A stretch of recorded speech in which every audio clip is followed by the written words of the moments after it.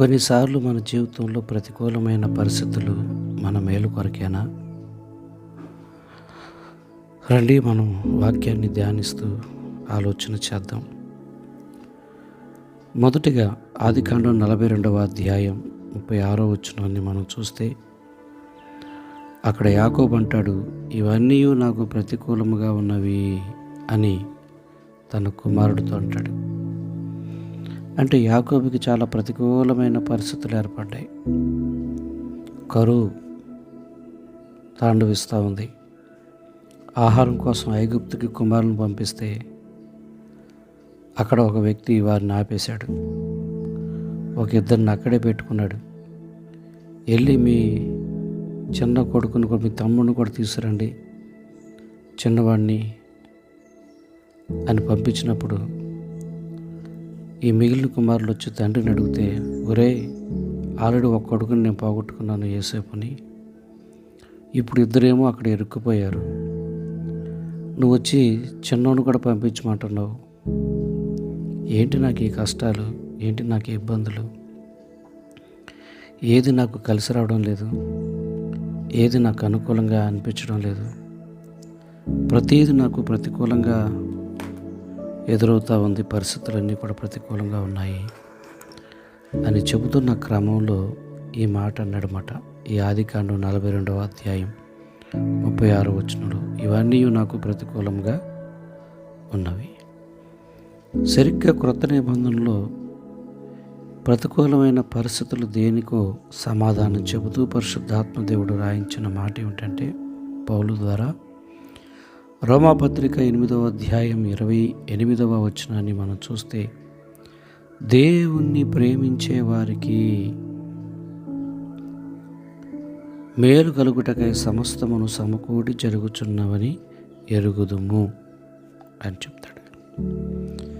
దేవుణ్ణి ప్రేమించే వారికి మేలు కలుగుటకే ఇలాంటి కష్టాలన్నీ కూడా సమకూడి జరుగుతూ ఉంటాయి. ఇట్లాంటి బాధలు, ఇలాంటి ఇబ్బందులు దేవుణ్ణి ప్రేమించే వారికి ఎందుకు వస్తాయి అంటే మేలు కలగడానికి వస్తాయని ఓ అద్భుతమైన సత్యాన్ని మనం ఇక్కడ చూస్తూ ఉన్నాం. యోసేపు యాకోబు విషయంలో మనం చూస్తే, నాకు అన్ని ప్రతికూలంగా ఉన్నాయంటున్నాడు, కానీ అతడికి ఆ ప్రతికూలమైన పరిస్థితులు ఎందుకు వచ్చినాయి అంటే మేలు కలగడానికి అనే సంగతిని ఈ రోమపత్రికలో మనం చదువుకున్న ఈ వచనం ద్వారా చాలా స్పష్టంగా అర్థం చేసుకోవచ్చు. ఆ తర్వాత దినాల్లో ఏం జరిగిందో మనకు తెలుసు. అక్కడ వాళ్ళని ఆపింది యోసేపే. తన కుమారుని కూడా పోగొట్టుకోలేదు. అతడు ఐగుప్తు దేశానికి ఒక ప్రధానమంత్రిగా ఉన్నాడు, ఓ ఉన్నతమైన స్థితిలో ఉన్నాడు. సో ఈ కుటుంబాలందరినీ కూడా అతను దగ్గర చేసుకొని పోషిస్తూ వాళ్ళకి ఎంతో మేలు చేశాడు. కాబట్టి దేవుణ్ణి ప్రేమించే వారికి వచ్చే శ్రమల విషయంలో, కష్టాల విషయంలో మనం ఎప్పుడు కూడా కృంగిపోవాల్సిన అవసరం లేదన్న సంగతిని జ్ఞాపకం చేసుకోవాలి. దేవుణ్ణి ప్రేమించిన వాళ్ళు, భయభక్తులు చూపని వాళ్ళు, దేవుడంటే భయం లేని వాళ్ళు, దేవుడి మీద ప్రేమ లేని వాళ్ళ సంగతి విషయానికి వస్తే ఇంకా అదంతా వేరు. కానీ ఒక భక్తుడు భక్తి లోపల ఉన్నటువంటి ఒక శక్తిని చూడాలన్నా, అనుభవించాలన్నా, ఇలాంటి ఒక ఒత్తిడి జీవితం, ఓ రాపిడి జీవితం అనుభవించక తప్పదు అని మనం ఈ వచనం ద్వారా అర్థం చేసుకోవాలి. విషయానికి వస్తే ఆ రాపిడి ఏంటంటే ఈ శ్రమలే. చూడండి, ఒక విద్యుత్తుని మనం తయారు చేయడానికి డ్యాముల దగ్గర కానీ కొన్ని ప్రదేశాల్లో పెద్ద పెద్ద మోటార్స్ పెడతారు. ఆ వాటర్ ప్రవహించేటప్పుడు చక్రాలు తిరిగి లోపల ఉన్న ఇనుప పళ్ళ చక్రాలు ఒకదానికొకటి అతుక్కొని అవి రుద్దుకొని తిరగడం వలన విద్యుత్ శక్తి పడుతుంది. సో అలాంటి ఒక రాపిడి జరిగితేనే ఒక శక్తి అలాగా, విద్యుత్ శక్తి అలాగా పుడుతుందో, భక్తి చేసేటువంటి వ్యక్తికి దేవుణ్ణి ప్రేమిస్తున్నటువంటి వ్యక్తికి, దేవుడు చెప్పినట్టుగా వాక్యానుసారంగా జీవించే వ్యక్తికి, దేవుని అడుగుజాడల్లో నడిచే వ్యక్తికి ప్రయాణం ఎప్పుడు కూడా సుఖంగా ఉండదు. ఇలాంటి భయంకరమైన పరిస్థితులు వస్తాయి. ఈ పరిస్థితులన్నీ కూడా ఎదగడానికే వస్తాయి, అభివృద్ధి చెందడానికే వస్తాయి, దేవుని యొక్క శక్తి చూడడానికే వస్తాయి, దేవుని శక్తి అనుభవించడానికే వస్తాయి. కాబట్టి మన జీవితాల్లో కూడా చాలాసార్లు వేదన, దుఃఖం, కొన్ని ఇబ్బందులు, కొన్ని పరిస్థితులు గుండా ఉన్నప్పుడు మనం మంచి భక్తిపరులమైతే, ప్రభుని వెంబడించే వారమైతే ఇలాంటి వాక్య ఆధారాలతో మనం ధైర్యం తెచ్చుకోవాలి, ఎదురు చూడాలి. తప్పక ప్రతిఫలం మనం పొందుతామని నమ్మి తీరాల్సిందే. ఎందుకంటే దేవుని వాక్యం ఎప్పుడు కూడా అబద్ధం కాదు. దేవుడు ఎప్పుడు కూడా మాట తప్పడు. దేవుడు పక్షపాతి కాడు.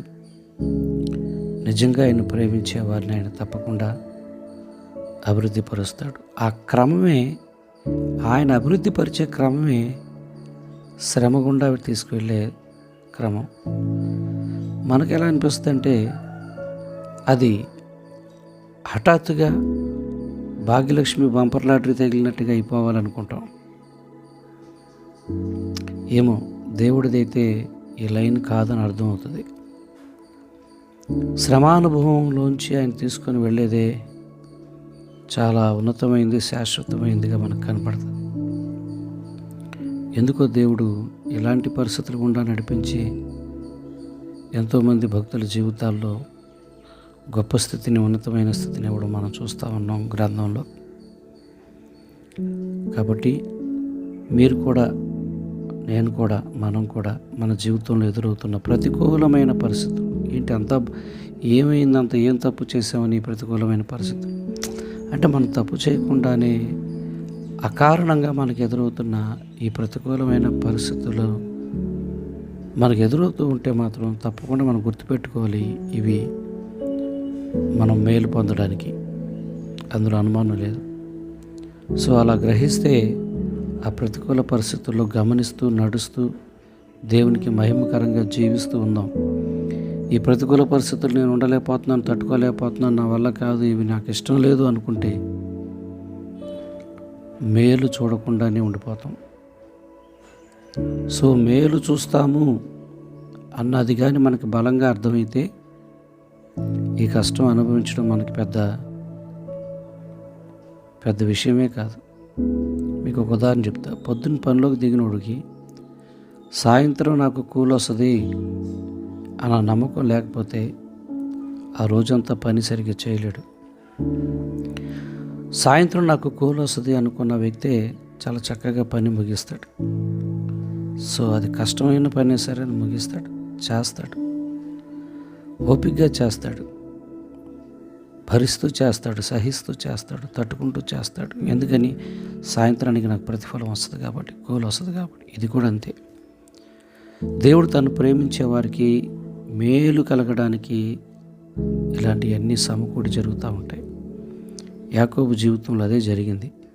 ఇవన్నీ నాకు ప్రతికూలంగా ఉన్నాయి అని బాధపడతాడు. కానీ యాకోబు దేవుని వాగ్దానాలు ఉన్నాయి, దేవుని వెంబడించే వ్యక్తి, దేవునికి లోబడే వ్యక్తి, దేవునికి భయపడే వ్యక్తి.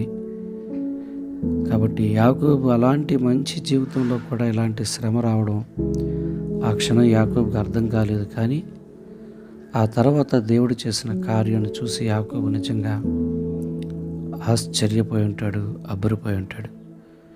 నేడు మన జీవితాల్లో కూడా అలాగే ఆశ్చర్య కార్యాలు మనం చూస్తాం, అబ్బరిపోతాం, అనేకులకు చెప్తాం, ఈ సాక్ష్యాన్ని పంచుకుంటాం, దేవునికి మహిమ కలిగే విధంగా కృతజ్ఞత స్తుతులు చెల్లిస్తాం.